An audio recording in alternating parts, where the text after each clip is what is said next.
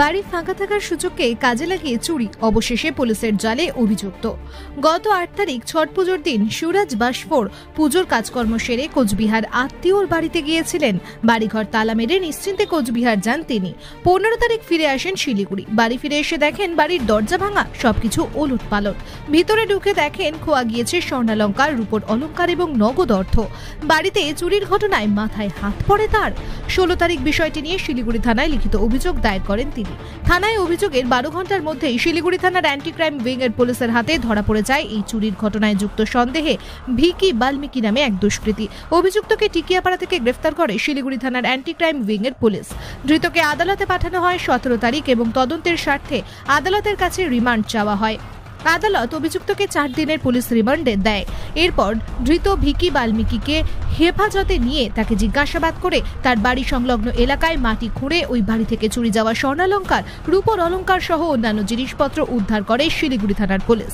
আজ রিমান্ড শেষে অভিযুক্তকে পুনরায় শিলিগুড়ি আদালতে পেশ করে শিলিগুড়ি থানা। অপরদিকে আদালতের নিয়ম কানুন মেনে উদ্ধার হওয়া সমস্ত জিনিস সুরাজ বাসফোরের হাতে তুলে দেওয়ার চেষ্টা চালাচ্ছে শিলিগুড়ি থানার পুলিশ। আমরা 16 তারিখে এই মাসে 16/11/2024 একটা complaint pi from Suraj Bansphor, যার বাড়ি হচ্ছে টিকিয়াপাড়াতে, কি ও 8 তারিখে ছট পুজো করে কুচবিহারে কোনো আত্মীয় বাড়িতে ও চলে যায়। এরপরে ও যখন 15 তারিখে ফেরে তখন ও দেখছে কি ওর ঘরের দরজাগুলো ভাঙা, এরপর যে আলমিরাগুলো ছিল সেটা ভাঙা, আর অনেক কিছু অর্নামেন্টস, গোল্ডেন, সিলভার আর কিছু ক্যাশ প্লাস কিছু ডকুমেন্টস, সে সবগুলো কিন্তু মিসিং আছে। এরপরও থানাতে 16 তারিখে যেটা বললাম ওটা কমপ্লেন করে আমরা তদন্ত করি। উইথিন 1 ডে আমরা কিন্তু এই একজন ভিকি বাল্মীকিকে অ্যারেস্ট করি।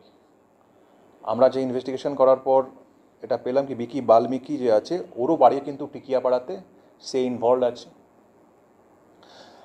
এরপরে ওকে আমরা অ্যারেস্ট করার পর যখন জিজ্ঞাসাবাদ করা হয় তখন সমস্ত যে অর্নামেন্টসগুলো কিন্তু আমরা কিন্তু খুঁজে পেয়েছি, যেটা আপনাদের সামনে রাখা আছে, প্লাস কিছু ডকুমেন্টস আছে যার মধ্যে পোলিও কার্ড, আধার কার্ডগুলো আছে। বাড়িতে একটা জায়গাতে গর্ত করে ও পুঁতে রেখেছিল, সেখান থেকে ওই মাটিতে খুঁড়ে আমরা ওটাকে উদ্ধার করেছি। না, ওর সঙ্গে আরও কিছু ছেলেফেলে ইনভলভ ছিল, তাকেও খোঁজা হচ্ছে আর কি। সেটা 13 বছর 14 বছরের বয়স।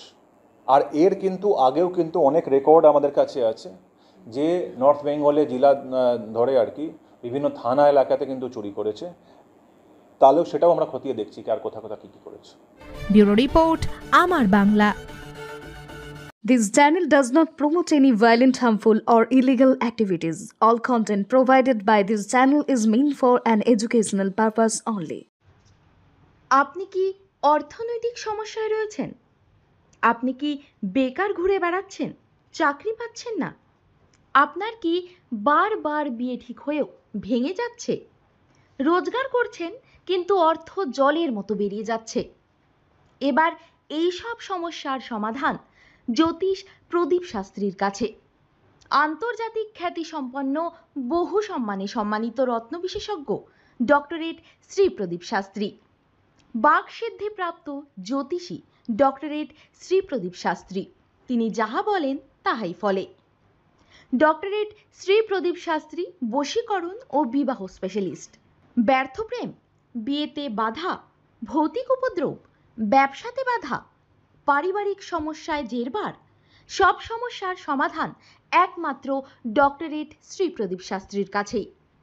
শ্মশানতন্ত্র, তারাপীঠ ও কামাখ্যাপীঠ, সিদ্ধিপ্রাপ্ত তান্ত্রিক, জ্যোতিষী, বাস্তুবিদ, হস্তরেখাবিদ ও ফেংশুই বিশেষজ্ঞ ডক্টরেট শ্রী প্রদীপ শাস্ত্রী পারবেন আপনার সমস্যার সমাধান করতে। জন্মছক বিচার ও জটক বিচার করে সঠিক রত্ন, রুদ্রাক্ষ, কবচ দ্বারা গ্রহপীড়া দমন করেন ডক্টরেট শ্রী প্রদীপ শাস্ত্রী।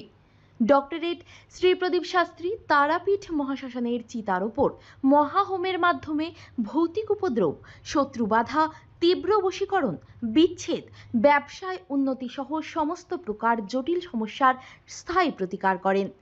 তাই আর দেরি নয়, এখনই ফোন করুন ডক্টরেট শ্রীপ্রদীপ শাস্ত্রীকে। Phone number 8777249107।